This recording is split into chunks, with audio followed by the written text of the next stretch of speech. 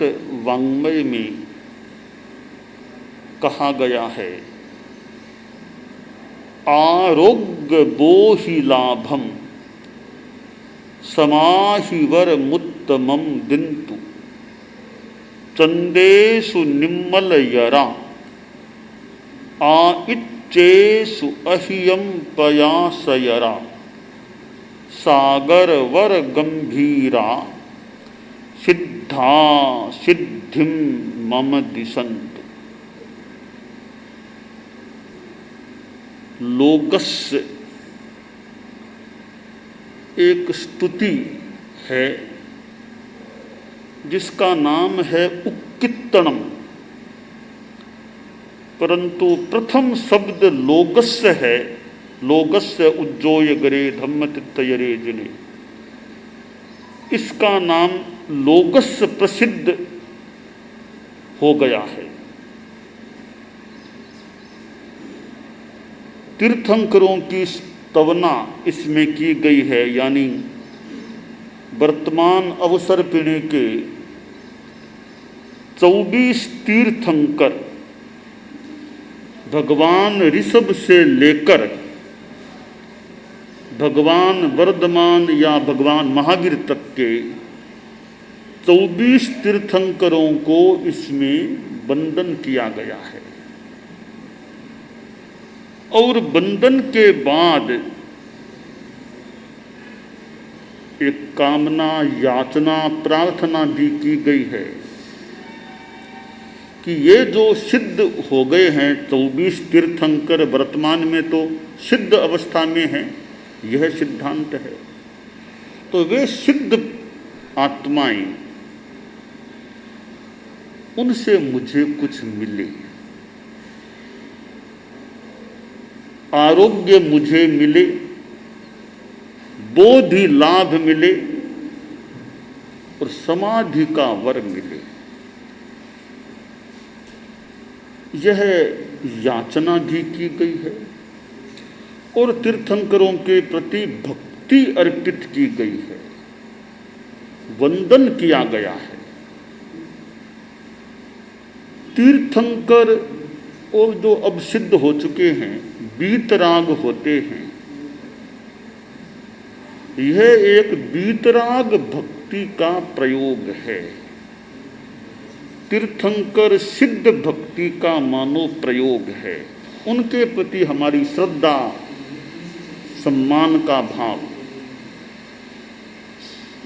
यह भीतर का भक्ति का भाव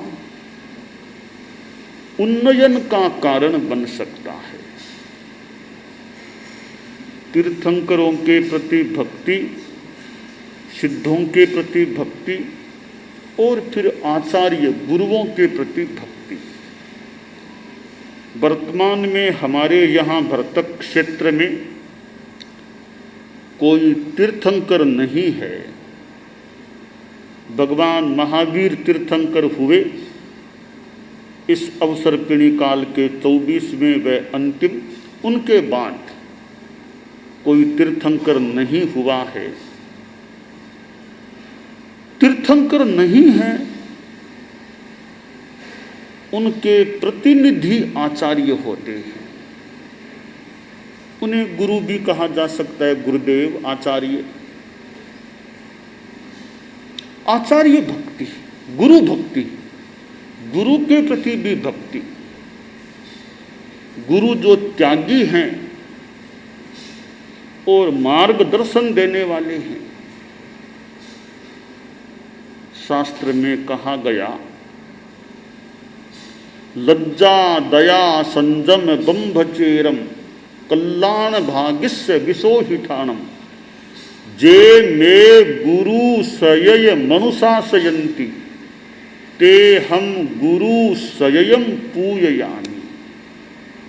जो गुरु मुझे अनुशिष्टि देते हैं, शिक्षण देते हैं, उन गुरुओं की मैं सतत पूजा करता हूँ। तो गुरु पूजास्पद, पूजा के स्थान होते हैं, पूजनीय होते हैं। तो गुरु के प्रति भी भक्ति, जैन श्वेतांबर तेरा पंथ धर्म संघ में प्रथम गुरु, प्रथम आचार्य भिक्षु स्वामी हुए। आचार्य भिक्षु, और आचार्य भिक्षु के प्रति कितने लोगों के मन में एक भक्ति का भाव है। और न केवल गृहस्थों में, उनके उत्तरवर्ती आचार्यों ने भी किस प्रकार भिक्षु स्वामी के प्रति भक्ति गीत रचे हैं, भक्ति की अभिव्यक्ति की है। श्रीमद् जयाचार्य जो हमारे धर्म संघ के चौथे आचार्य थे, उनके गीत में भी हम देखें कितनी भक्ति की भावना है आचार्य भिक्षु के प्रति। और जगह जगह उन्होंने भिक्षु भिक्षु नाम का उपयोग किया है। भिक्षु म्हारे प्रगट्या जी भरत खेतर में, इस गीत में भी एक भक्ति की अभिव्यक्ति हुई है। भिक्षु म्हारे प्रगट्या जी भरत खेतर में, भिक्षु म्हारे प्रगट्या जी भरत जारो ध्यान धरूं अंतर में, भिक्षु म्हारे प्रगट्या जी भरत खेतर, मंत्राक्षर समय नाम तुम्हारो, मंत्राक्षर समय नाम तुम्हारो,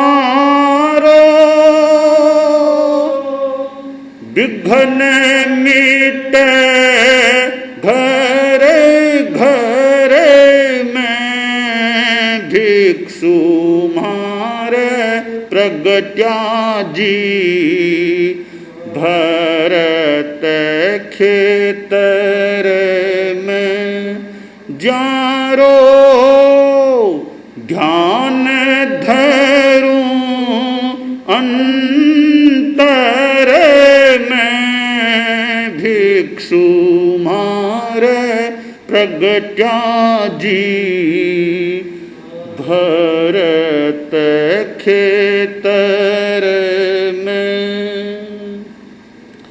कितनी भक्ति की अभिव्यक्ति।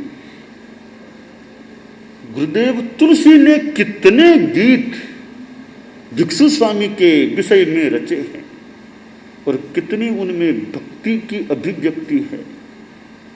स्वामी जी थारी साधनारी मेरू सी ऊंचाई, ओ स्वामी जी थारी साधनारी मेरू सी ऊंचाई, मेरू सी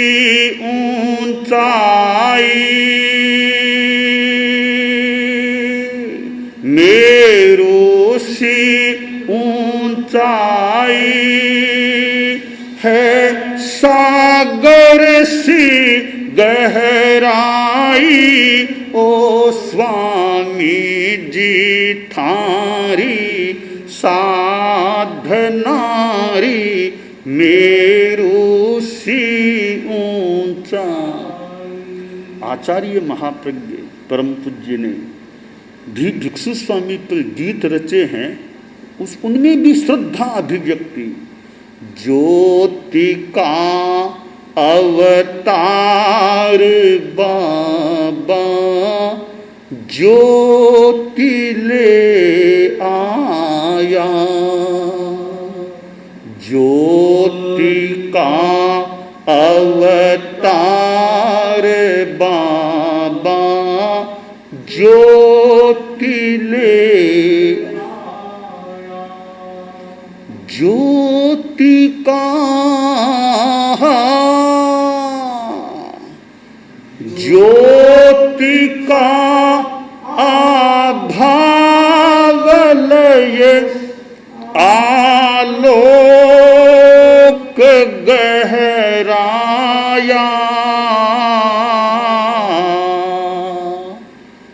ज्योति का तार बाबा ज्योति ले।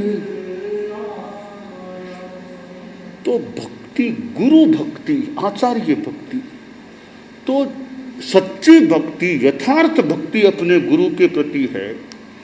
और भक्ति केवल शब्दों में ही नहीं, भक्ति अंतर मन में हो, और केवल यह भक्ति ही नहीं, गुरु के निर्देश के प्रति भी एक समर्पण की भावना हो, सम्मान की भावना। गुरु का क्या निर्देश है? भक्ति के गीत तो मान लो गा दिए, तो गुरु कुछ कहता है उसको नहीं मानते। संस्कृत में कहा गया है, दीतराग सपर्यायास तवाज्ञा पालनम वरम, आज्ञा राधा विराधा च शिवाय च भवाय च।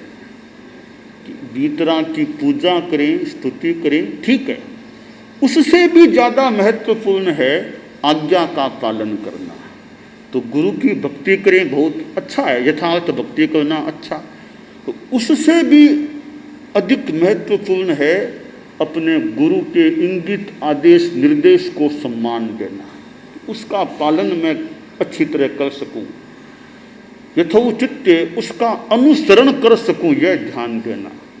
यह भी एक भक्ति है और बहुत बड़ी भक्ति है, गुरु के इंगित आदेश निर्देश पर ध्यान देना। शास्त्र में कहा गया, अमोहं वयणम कुज्जा आयर्यस्य महत्पणो तंग परिगिज्ज वायाए कम्मुना उबवाये। कि शिष्य आचार्य के वचन को अमोघ करे, सार्थक सफल करे, वाणी से उसको स्वीकार कर कर्म आचरण से उसको संपादित करे, संपन्न करे। हमारे धर्म संघ के चौथे आचार्य श्रीमद जयाचार्य जब युवाचार्य अवस्था में थे, उनके गुरु थे उस समय हमारे तीसरे आचार्य परम पूज्य रायचंद जी स्वामी ऋषिराय महाराज। और कैसे गुरु के आदेश का अनुपालन करना। युवाचार्य श्री जीतमल जी चतुर्मास करने के लिए राजस्थान में चूरू जिले का क्षेत्र, प्रसिद्ध क्षेत्र बिदासर पहुंच गए। आषाढ़ का महीना। अब उनके गुरु ऋषिराय महाराज का आदेश निर्देश प्राप्त होता है कि जीतमल, यह चतुर्मास तुम बीकानेर में करो। बिदासर से बीकानेर, आषाढ़ का महीना। लोगों ने कहा, युवाचार्य श्री गुरुदेव का आदेश तो आया है कि बीकानेर चतुर्मास करो, तो यह गर्मी, अब बिदासर से बीकानेर जाना कठिन काम है। आप तो बुद्धिमान हैं, कोई गड़ी निकाल लो ताकि बिहार न करना पड़े। युवाचार्य श्री ने कहा, गली निकालना, गली काटे गिवार, कोई गली की बात नहीं है। जो गुरुदेव का आदेश है मुझे तो उसका पालन करना है, अक्षर से उसका पालन करना है, कोई गली की बात नहीं। ताज्जुब हो सकता है, उन्होंने बिदासर से बिहार कर दिया। रास्ते में भयंकर विशेष कठिनाई भी आई, मानो मरणांतिक स्थिति, परंतु बीकानेर पहुंच गए चतुर्मास करने के लिए। यह एक प्रसंग है गुरु भक्ति का कि गुरु का आदेश आ गया तो किस प्रकार उसको क्रियान्वित करने का, उसका अनुसरण करने का उन्होंने प्रयास किया था। काढ़े गली गिवार, गली निकालने की बात नहीं, चलना हमें तो गली में चलना है, चलो गली में आगे आगे रास्ते में बढ़ो और बीकानेर पहुंचो। गुरु आज्ञा भक्ति, गुरु भक्ति, गुरु की आज्ञा के प्रति भक्ति, गुरु के निर्देश के प्रति भक्ति। और गुरु कभी उलाहना भी किसी रूप में दे दे तो भी विनय भक्ति। ऐसा नहीं कि थोड़ा सा कुछ कठोर निर्णय लिया और गुरु के प्रति श्रद्धा खत, इसका मतलब भक्ति में शक्ति नहीं है, भक्ति में वो उतनी दम नहीं है, जान नहीं है। तो शास्त्र में कहा गया है कि आचार्य के प्रसाद की इच्छा रखो। आयर्य पाया पुण अपसन्ना अबोहि आसायन नथि मोक्षो तम्हा अनाबाह सुहाभिकंखी गुरुपसायाभिमुहोर मिर्जा। कि आचार्य पाद, आचार्य चरण अप्रसन्न हो जाते हैं, अबोधि हो सकती है। गुरु की आसाधना से, आचार्य की आसाधना से मोक्ष नहीं मिलता। इसलिए अनाबाद सुखों का आकांक्षी शिष्य गुरु प्रसाद, गुरु कृपा का के अभिमुख रहे कि मेरे पर गुरु की कृपा रहे। तो यह भक्ति का प्रयोग है। और धर्म संघ के प्रति भक्ति, शासन के प्रति भक्ति, कि संघ हमारा है, हम शासन के प्रति भी भक्ति रखें, हमारे द्वारा दो संघ की सेवा हो सके और हम संघ निष्ठा रख सके।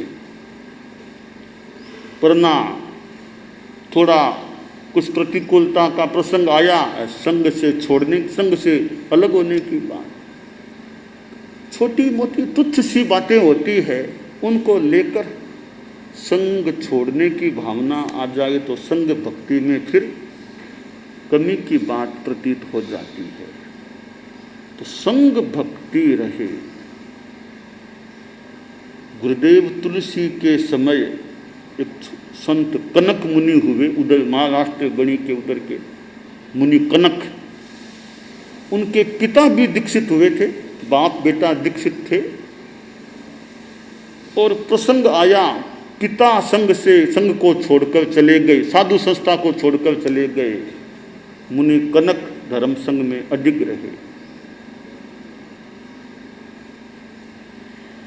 तो यह एक संघ भक्ति का उदाहरण है। तो तीर्थंकरों के प्रति भक्ति, सिद्धों के प्रति भक्ति, आचार्यों के प्रति भक्ति और उपाध्यायों के प्रति, उपाध्याय ज्ञानदाता हैं उनके प्रति भी भक्ति, साधुओं के प्रति भी भक्ति और शासन, धर्म शासन के प्रति भक्ति।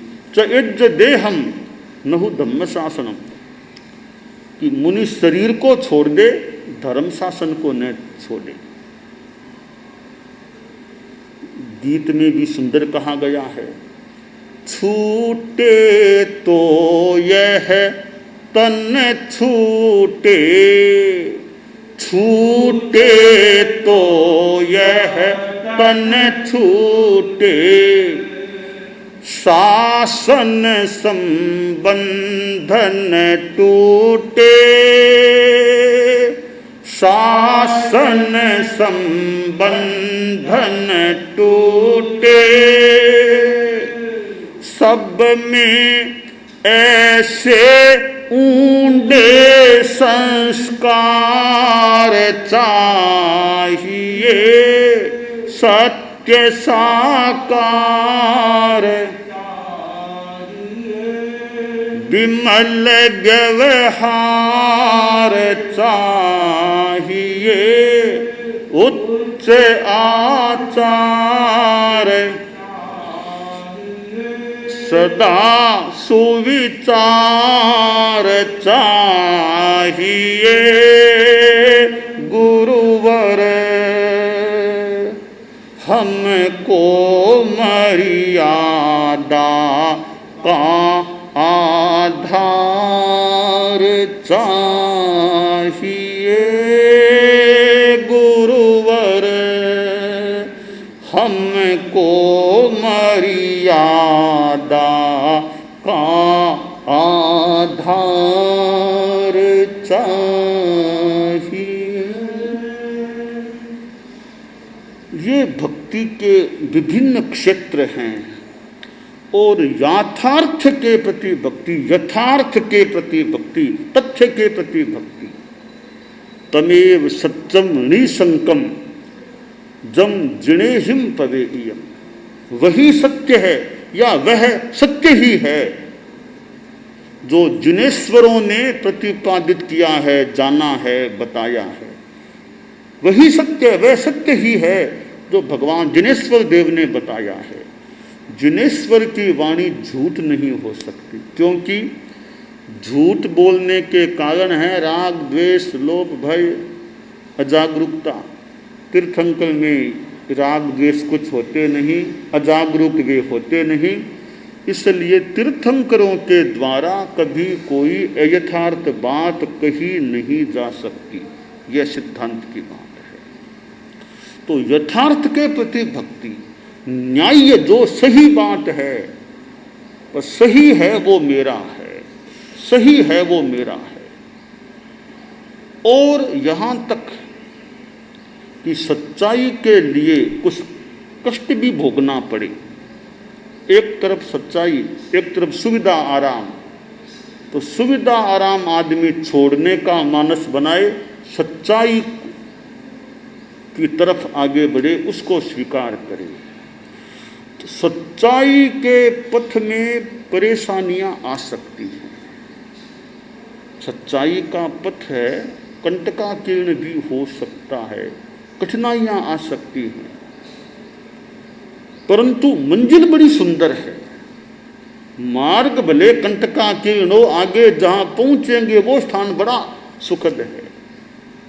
सच्चाई परेशान हो सकती है, परास्त नहीं होती।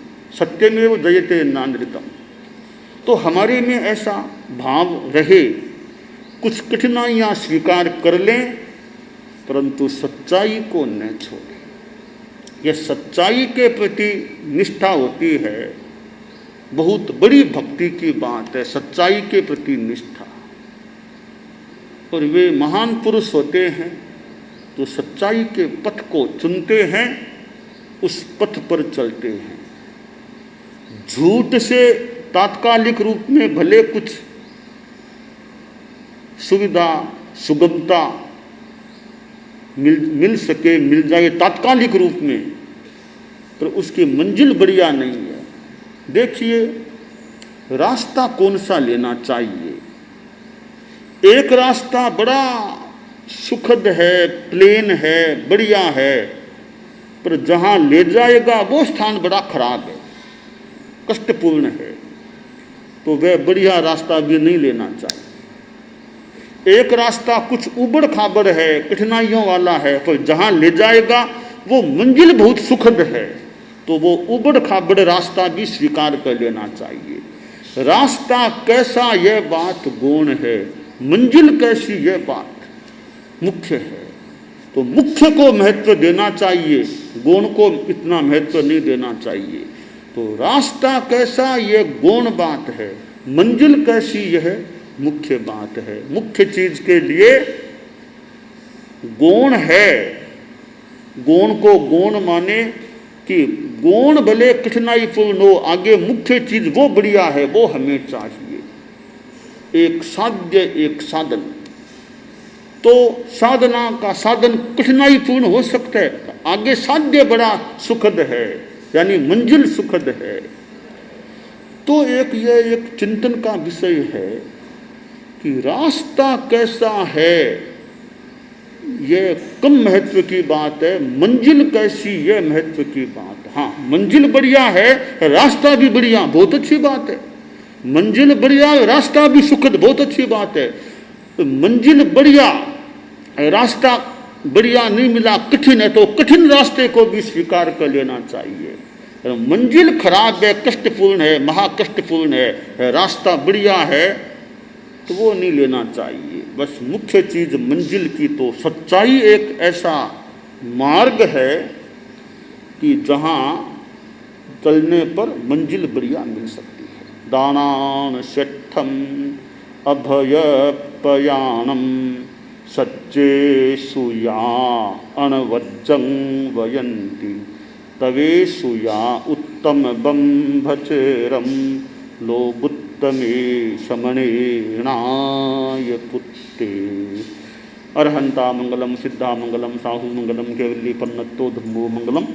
अरहंता लोगुत्तमा सिद्धा लोगुत्तमा साहु लोगुत्तमा केवली पन्नतो धम्मो लोगुत्तमो अरहंते शरणं प्रवज्जामि सिद्धे शरणं प्रवज्जामि साहु